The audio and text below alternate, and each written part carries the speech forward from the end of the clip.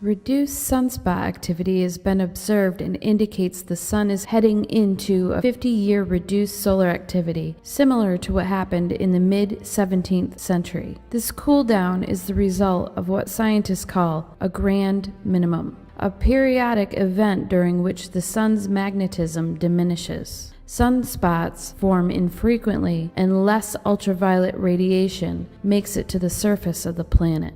Scientists believe that the event is triggered at irregular intervals by random fluctuations related to the sun's magnetic field.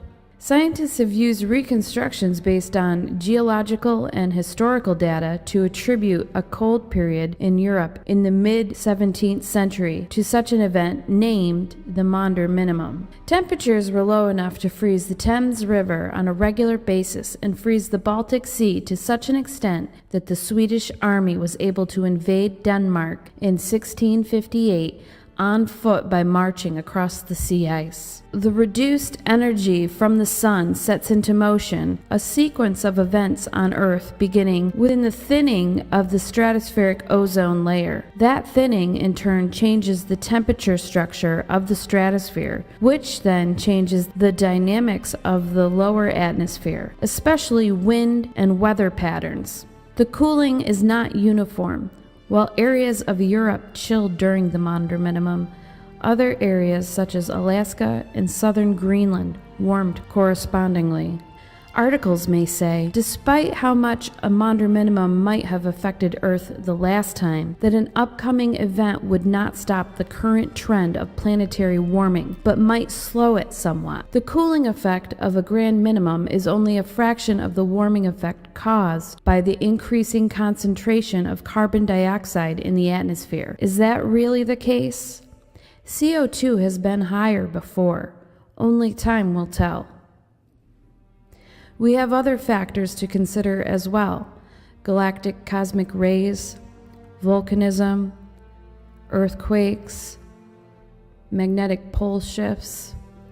Regardless of what your beliefs may be, the human race is going to face some challenges in the next few decades.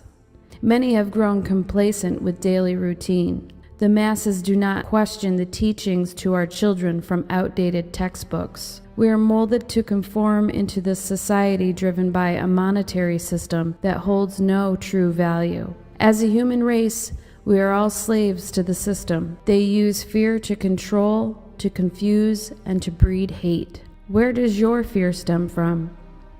Do you question the outside influences around you? The media machine molds our minds, our children's minds. We are fooled into thinking there is a side we need to choose. I will quote from The Lie We Live.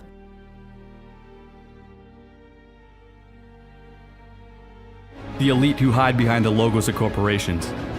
This is their world, and their most valuable resource is not in the ground. It is us. We build their cities. We run their machines. We fight their wars. After all, money isn't what drives them. It's power. Money is simply the tool they use to control us. Worthless pieces of paper we depend on to feed us, move us, entertain us. They gave us money, and in return, we gave them the world. Our society has taken for granted what Mother Earth has given us, the means to survive. Greed has poisoned men's souls, has barricaded the world with hate, has goose-stepped us into misery and bloodshed. We have developed speed, but we have shut ourselves in. Machinery that gives abundance has left us in want. Our knowledge has made us cynical, our cleverness hard and unkind.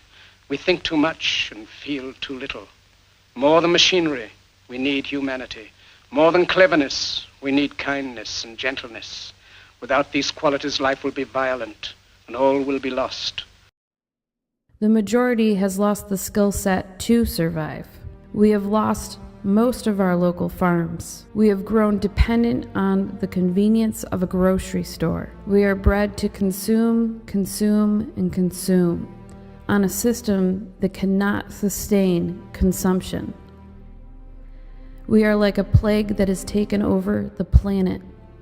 What other species destroys their environment the way humans do? What will we do? What will our children do when there's nothing more to consume? I don't care what your beliefs are. As a human race, it's imperative we make a shift and adapt to more sustainable lifestyles. The time is now. Let's get back to the basics. Respect our Mother Earth. Teach our children to plant seeds and grow. We need to cut back the waste. We need to heighten our consciousness.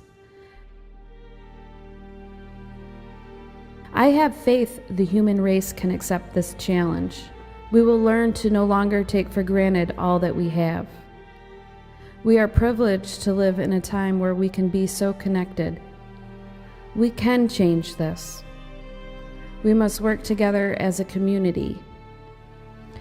I used to work for Apple. I've taken to heart the Crazy Ones poem. Here's to the crazy ones, the misfits, the rebels, the troublemakers, the round pegs in the square holes, the ones who see things differently. They're not fond of rules, and they have no respect for the status quo. You can quote them, disagree with them, glorify or vilify them. About the only thing you can't do is ignore them, because they change things. They push the human race forward. While some may see them as the crazy ones, we see genius. Because the people who are crazy enough to think they can change the world are the ones that do.